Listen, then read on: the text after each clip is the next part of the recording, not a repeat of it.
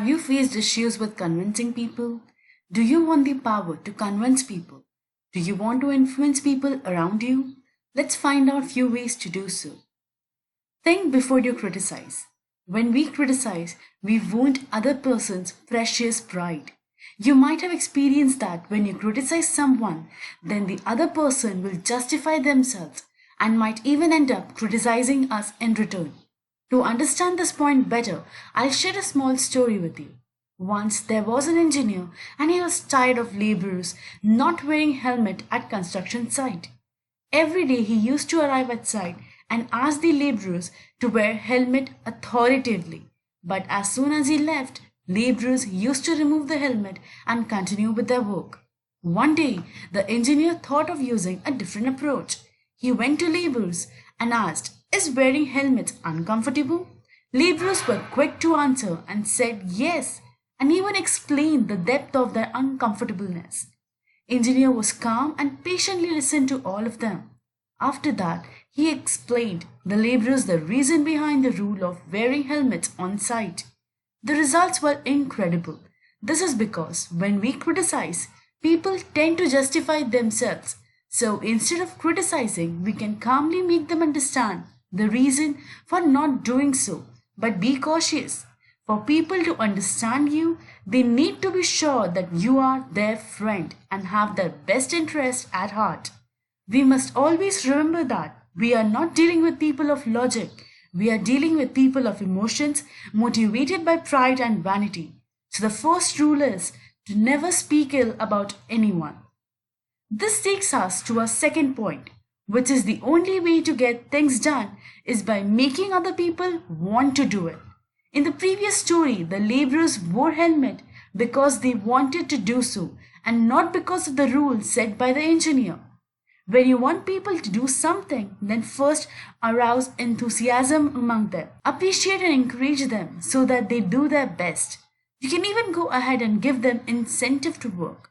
Remember, criticism kills a person. If you lack something, then be lavish in appreciation. Average people tend to do the opposite. When average people don't like something, they are lavish in criticism. But when they like something, they are usually quiet. One must always be lavish in appreciation because that encourages the other person to do their best.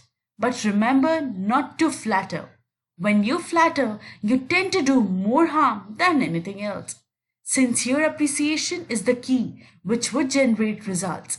This makes the other person important. The urge of being important has resulted in civilization. Few kind words like, "Would you mind?" or "I'm sorry to trouble you" might go a long way to help you in getting your work done. Apart from appreciation, you need to understand other person's point of view in order to make them want to do things. The best example to understand this is rule in fishing. While fishing, we tie worms to hook and not strawberry. We do so because fish would want worms and not strawberry. To understand other people's point of view, we need to understand what they want. It would be childish to talk about what we want. People are always interested in themselves.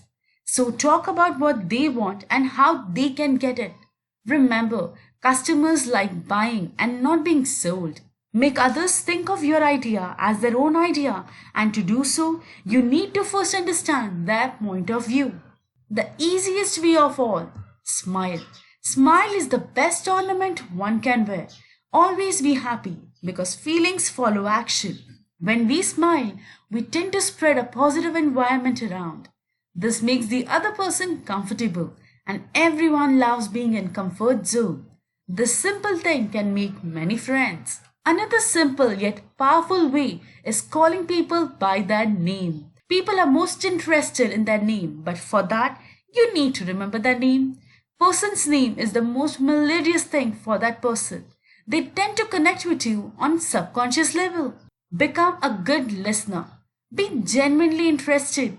People are more interested in themselves than in you. So for the most part of the time in a conversation, spend in listening.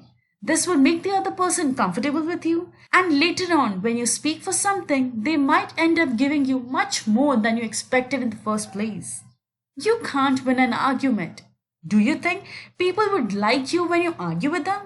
If you lose an argument, you lose it. But even if you win an argument, you still lose it because a man who agrees against his will stand only there. The best way is to avoid arguments. If at all you find yourself in an argument, keep your mouth shut. It pays as you earn opponent's goodwill.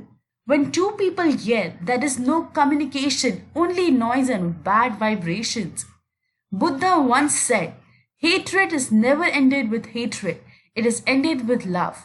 One small story will engrave this point into your mind forever. The story of wind and sun. Once there was a challenge between wind and sun, wherein they decided that whoever makes the boat away from the man wins. Wind blew as heavy as it could, so that the coat is blown away by the wind. But instead of that, it resulted in the man holding his coat more closer to him. Finally, wind gave up. Now it was the chance of sun. Sun grew as hot as it could. Finally, due to warmth, the man himself removed his coat and kept it away. This story proves that you don't have to be like wind and try to make other person do something against their wish. Rather, be like sun and the warmth will make the other person do what you wanted them to do. This takes us to another point. How to keep our point. Avoiding arguments does not mean that we simply agree to whatever the other person is saying. There are times when you have to say no.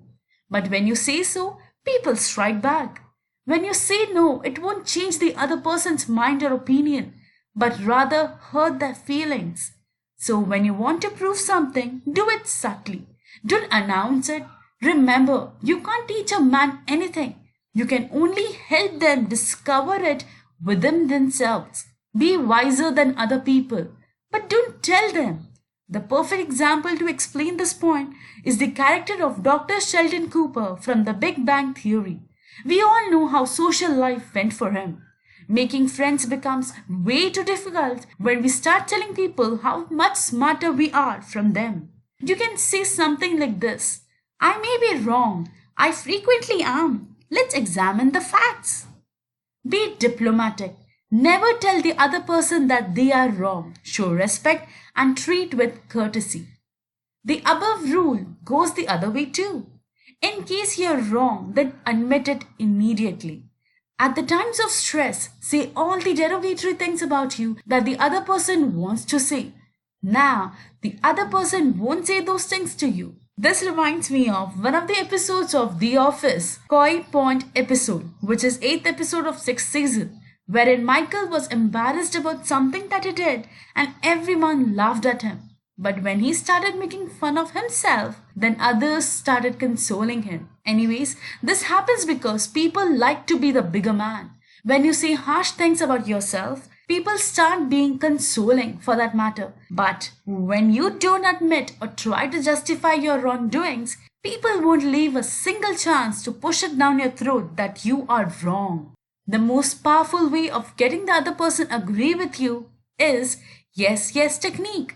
This means in case of any disagreement, begin with emphasizing with things that are similar. Say something that the other person would agree. After you get the first yes, say something that the other person would again agree to.